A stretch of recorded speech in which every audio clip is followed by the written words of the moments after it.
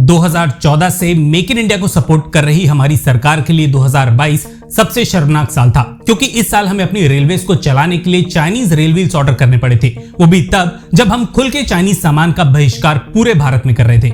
हालत ये हो गई थी कि वंदे भारत का प्रोडक्शन चाइनीज पहियों के भरोसे कर दिया गया था, क्योंकि रशिया यूक्रेन युद्ध की वजह से यूक्रेन में रेल व्हील्स का प्रोडक्शन पूरी तरीके से बंद हो चुका था। भारत में भले ही 2 रेल व्हील फैक्ट्रीज उस टाइम ऑपरेशनल थी, लेकिन भारत अभी भी अपनी जरूरत के केवल 60% व्हील्स ही खुद से बना पाता था और बाकी का 40% हिस्सा यूक्रेन से इंपोर्ट किया जा रहा था। खैर, जब वंदे भारत का प्रोडक्शन अटक गया तब 2023 में हमारी सरकार नींद से जागी और रेल व्हील्स के प्रोडक्शन के लिए 1000 करोड़ रुपए का बजट फिक्स किया गया। आज पूरे 3 साल बाद सिचुएशन काफी अलग है, क्योंकि एशिया की दूसरी सबसे बड़ी रेल व्हील प्लांट इसी जून यानी कि अगले महीने से ऑपरेशनल होने जा रही है और भारत इस मैन्युफैक्चरिंग यूनिट की वजह से न केवल अपनी बची हुई 40% रेल व्हील्स की डिमांड को पूरा करने लगेगा, बल्कि रेल व्हील्स को लेकर जल्दी एक नेट एक्सपोर्टिंग देश बनने जा रहा है। दरअसल 2023 में भारत की रामकृष्ण फोर्जिंग्स ने चेन्नई में इस प्लांट का कंस्ट्रक्शन शुरू किया था और ये कंस्ट्रक्शन अब पूरा हो चुका है। भारत को अभी तक हर साल करीबन 1,20,000 रेल व्हील्स की जरूरत पड़ती है, जिसका अराउंड 40% हिस्सा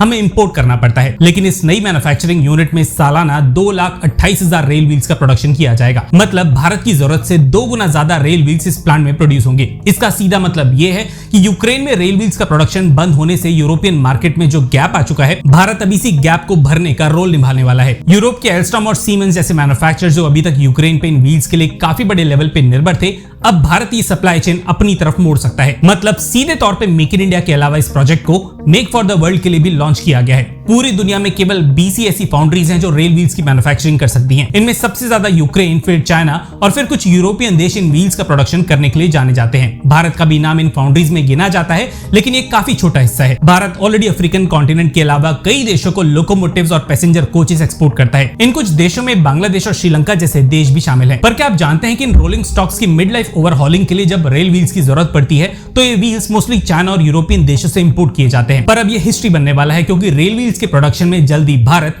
यूरोप की बराबरी कर सकता है। क्योंकि अगर प्लान के मुताबिक सब ठीक चला तो जैसे ही नई फैक्ट्री में 2,28,000 व्हील्स का सालाना प्रोडक्शन शुरू होगा, वैसे ही भारत 1,40,000 व्हील्स का एक्सपोर्ट करना भी शुरू कर देगा। इस छोटी सी वीडियो में बस इतना ही। कंटेंट पसंद आया है तो वीडियो को लाइक करने के बाद चैनल को सब्सक्राइब के बिना बिल्कुल भी मत जाइएगा। धन्यवाद। जय हिंद।